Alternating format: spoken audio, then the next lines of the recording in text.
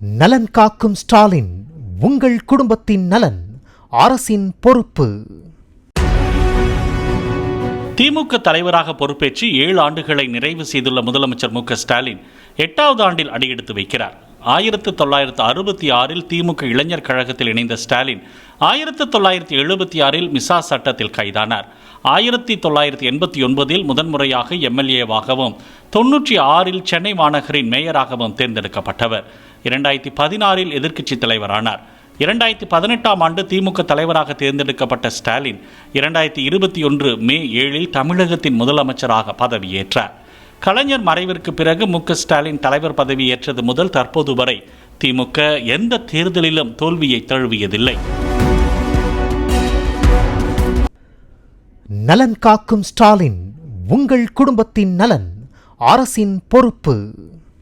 Play store மற்றும் app ஸ்டோரில் இருந்து பாலிமர் செயலியை QR கோடு மூலம் பதிவிறக்கம் செய்யுங்கள்.